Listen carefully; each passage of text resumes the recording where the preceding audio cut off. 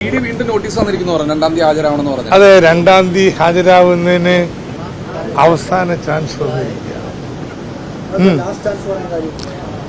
അതെനിക്കറിഞ്ഞൂടാ എന്താ അതിന്റെ അർത്ഥം എന്നുള്ളത്. ചെറിയൊരു ഭീഷണിയുണ്ടോ സംശയം. ഏതായാലും ഇന്ന് കോടതിയിലെ വക്കീൽ അത് മെൻഷൻ ചെയ്തു. തിങ്കളാഴ്ച ആ പെറ്റീഷൻ മൂവ് ചെയ്യും. കാരണം കോടതി 21-ാം തീയതി വരെ ഇത് പരിഗണനക്ക് മാറ്റിവെച്ചിരിക്കില്ലേ. അപ്പൊ എന്തിനാ ഈ 2-ാം തീയതി ഇപ്പൊ സ്പെഷ്യലായിട്ട്? ഇത് പൊളിറ്റിക്കലി മോട്ടിവേറ്റഡ് ആണ്. ഈ തെരഞ്ഞെടുപ്പ് കാലത്ത് എനിക്കെതിരായിട്ട് ദുഷ്പ്രചരണം നടത്താൻ വേണ്ടിയുള്ളതാണ്. എന്റെ തെരഞ്ഞെടുപ്പ് പ്രവർത്തനം ഡിസ്റപ്റ്റ് ചെയ്യാൻ വേണ്ടിയുള്ളതാണ്. അല്ലെങ്കിൽ 2 വർഷമായിട്ട് ഇതൊക്കെ അന്വേഷിച്ച് നടക്കുന്നവർക്ക് ഇപ്പൊ ഇത്ര വലിയ ധൃതി എന്താന്നിരിക്കുന്നത്. അപ്പൊ അതുകൊണ്ട് കോടതിയിൽ തിങ്കളാഴ്ച പെറ്റീഷൻ സമർപ്പിച്ച് വാദം കേൾക്കും. കോടതിയിൽ നിന്ന് പ്രൊട്ടക്ഷൻ ആവശ്യപ്പെടും. ഈ നോട്ടീസിനകത്ത് കാരണം പറയുന്നുണ്ടോ, കുറ്റം എന്താണെന്നോ? കോടതി എന്തിനാ എന്നെ വിളിപ്പിക്കുന്നത് എന്ന് ചോദിച്ചു. അതിന് ഒരു മറുപടിയായിട്ട് ഇന്നലെ കഴിഞ്ഞ ദിവസം കോടതിയിൽ പറഞ്ഞത്, കിഫ്ബിയുടെ ഒഫീഷ്യൽസ് പണത്തിന്റെ വിനിയോഗത്തെക്കുറിച്ച് എനിക്കറിയാമെന്ന് പറഞ്ഞു. എന്തോ അവർക്കറിയാത്തൊക്കെ എനിക്കറിയാവുന്നതുകൊണ്ട് അതുകൊണ്ടാണ് എന്നെ വിളിക്കുന്നത്. ഞാൻ കിഫ്ബിയുടെ ഒഫീഷ്യൽസുമായിട്ട് സംസാരിച്ചു. അവരങ്ങനെയൊന്നും പറഞ്ഞിട്ടില്ല. അതുകൊണ്ട് കോടതിയിലെ എന്റെ പ്രയറെ എങ്ങനെ ഒഫീഷ്യൽസ് പറയാത്ത കാര്യം പറഞ്ഞു എന്ന് ഇഡിക്ക് തോന്നിയത്?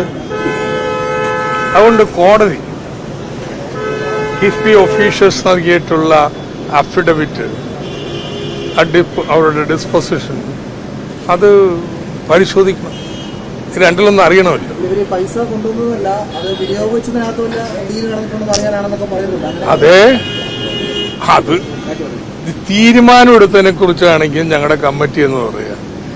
വിനിയോഗം എന്ന് പറയുന്നത് ഓരോ സോഴ്സിൽ നിന്നുള്ള ഓരോ ഫണ്ട് ആരവർക്ക് എവിടെ കൊടുക്കണമെന്നുള്ളത് അതിന്റെ എക്സിക്യൂട്ടീവ് കമ്മിറ്റിയിലാണ് തീരുമാനിക്കുന്നത്.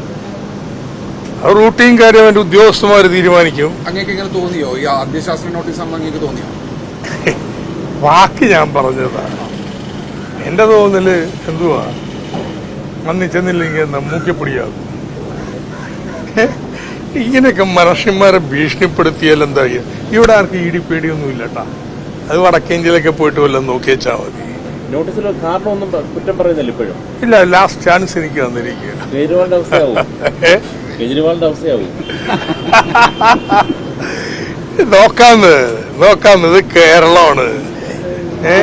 അപ്പോഴായാലും കോടതി വരട്ടെ. ഞാൻ കോടതിയിൽ ഇരിക്കുന്ന കാര്യത്തെ കുറിച്ച് കൂടുതൽ പറയുന്നില്ല. ഇന്ന് മാസപ്പടി വിഭാഗത്തിൽ വീണ വിജയനെതിരെ ഒരു ഇഡിയുടെ ഒരു എഫ്ഐആർ വന്നിട്ടുണ്ട്, ECFIR. അതെനിക്ക് അറിഞ്ഞൂടാ.